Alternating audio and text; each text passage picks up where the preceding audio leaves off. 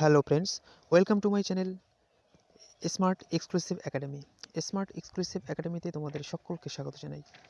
তো ফ্রেন্ডস, আজকে আমরা এই ভিডিওতে আলোচনা করব উচ্চ মাধ্যমিক ভূগোল 2024-এ ভূগোল পরীক্ষায় কী রকম বা কোন রকম বা কোন ধরনের এমসিকিউ টাইপ কোশ্চেন অর্থাৎ মাল্টিপল চয়েস কোশ্চেন পরীক্ষায় আসতে পারে, সেই সমস্ত বিষয় নিয়েই কিন্তু আজকে আমরা এই ভিডিওতে আলোচনা করব। তো বন্ধুরা, যদি কেউ আমাদের চ্যানেলটি নতুন দেখে থাকেন তাহলে চ্যানেলটি অবশ্যই সাবস্ক্রাইব করবেন এবং বন্ধুদের মধ্যে শেয়ার করবেন। চলুন তাহলে আমরা ভিডিওটা শুরু করি। তো এখানে দেখুন, প্রথম প্রশ্ন হচ্ছে, চুনাপাথর ও বৃষ্টির জল দ্বারা সৃষ্ট কার্বনিক অ্যাসিডের রাসায়নিক বিক্রিয়াকে কী বলে? উত্তর দেখো, উত্তর হচ্ছে অঙ্গার যোজন বলে। তারপরের প্রশ্ন বলছে, যে পুরোদেশীয় বাঁধ উপকূলের সঙ্গে কোনো দ্বীপ বা একাধিক দ্বীপকে যুক্ত করে তাকে কী বলে? তাকে বলে টম্বেলো। সঠিক উত্তর হচ্ছে টম্বেলো। তারপরে বলছে, মালভূমির খাড়া ঢালে যে জল নির্গম প্রণালী গড়ে ওঠে তাকে কি বলে? তাকে বলে সমান্তরাল জল নির্গম প্রণালী। তারপরে দেখো, একটি আঞ্চলিক মৃত্তিকার উদাহরণ কি? একটি আঞ্চলিক মৃত্তিকার উদাহরণ হলো পর্জল মৃত্তিকা। সঠিক উত্তর পর্জল মৃত্তিকা। তারপরের প্রশ্ন হচ্ছে, হেরিকেন নামক ক্রান্তীয় ঘূর্ণিঝড়ের জন্ম দেয় কোথায়? উত্তর হচ্ছে চীন সাগরে।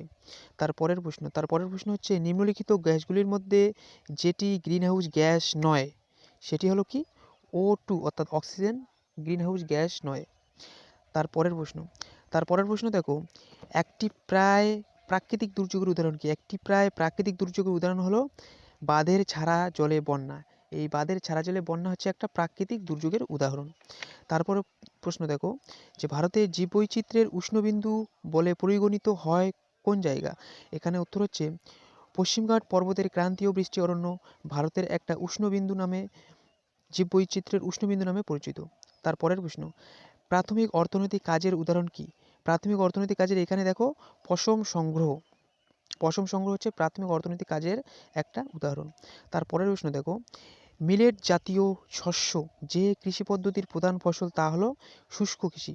শুষ্ক কৃষিতে মিলেট জাতীয় শস্য চাষ করা হয়, যেমন জোয়ার, বাজরা, রাগি, এই সমস্ত ফসল কিন্তু এই শুষ্ক কৃষিতে চাষ করা হয়।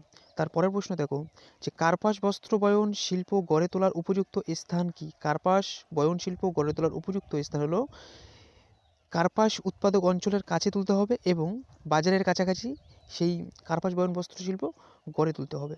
তারপরের প্রশ্ন, এখানে ওজন হ্রাসশীল কাঁচামালের দ্রব্যসূচক কত? ওজন হ্রাসশীল কাঁচামালের দ্রব্যসূচক কত? ওজন হ্রাসশীল কাঁচামালের দ্রব্যসূচক হচ্ছে less than 1। ওকে। তারপরের প্রশ্ন, শিল্প স্থাপনের ন্যূনতম ব্যয় তথ্যটির প্রতিষ্ঠা কে করেন? ওয়েবার। অর্থনীতিবিদ ওয়েবার শিল্প স্থাপনের ন্যূনতম ব্যয় তথ্যটি প্রতিষ্ঠা করেন ওয়েবার। তারপরের প্রশ্ন বলছে, যে 2011 সালের আদমশুমারি অনুসারে ভারতের সর্বাধিক জনঘনত্ব রাজ্য হলো বিহার।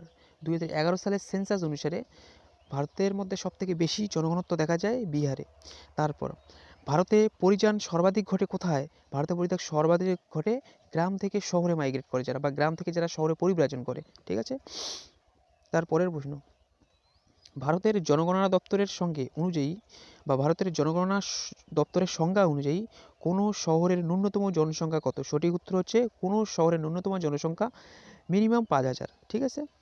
তারপরের প্রশ্ন, ক্ষুদ্র ও বিচ্ছিন্ন গ্রামীণ বসতিকে বলা হয় হ্যামলেট। ক্ষুদ্র ও বিচ্ছিন্ন গ্রামীণ বসতিকে সঠিক উত্তর হচ্ছে হ্যামলেট। তারপর, পানামা খাল যুক্ত করেছে কাকে? এখানে দেখুন সঠিক উত্তর হবে পানামা খাল যুক্ত করেছে আটলান্টিক ও প্রশান্ত মহাসাগরকে। তারপরের প্রশ্ন হচ্ছে, যে হলদিয়া শিল্পকেন্দ্র যে দুটি নদীর সংযোগস্থলে গড়ে উঠেছে তা কি? হলদিয়া শিল্পাঞ্চল যে দুটি নদীর সংযোগস্থলে গড়ে উঠেছে তা হলো হুগলি ও হলদি নদী। সঠিক উত্তর হুগলি এবং হলদি নদী।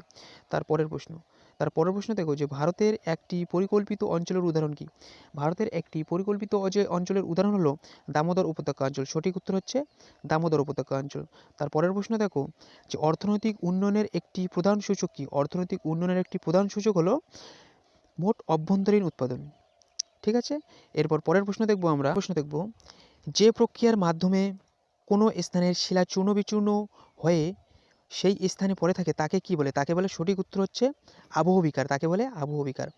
পরের প্রশ্ন দেখো, যে পাললিক শিলা গঠিত হওয়ার সময় কখনো কখনো জল তার মধ্যে আবদ্ধ হয়ে থেকে যায়, এই ধরনের জলকে বলা হয় সহজাত জল।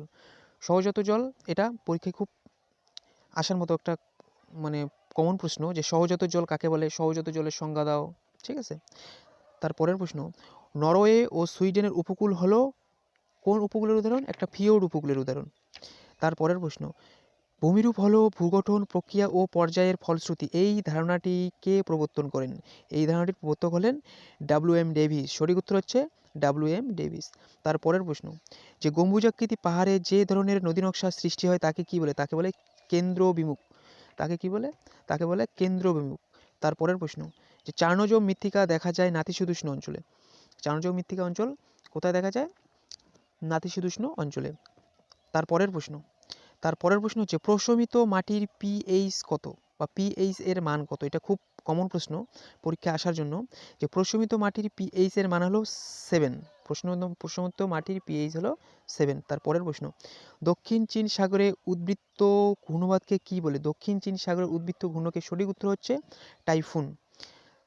তারপরের প্রশ্ন, এল নিনো আবির্ভাবের বছরে উষ্ণ সমুদ্রস্রোত দেখা যায় কোথায়?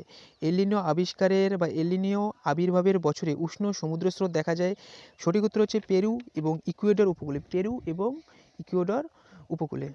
ওকে, তারপরের প্রশ্ন, যে ওজোন স্তর ধ্বংসের জন্য যে গ্যাস প্রধান দায়ী তা হলো ক্লোরোফ্লোরোকার্বন, অর্থাৎ সিএফসি। ক্লোরোফ্লোরোকার্বনের সংকেত হচ্ছে সিএফসি।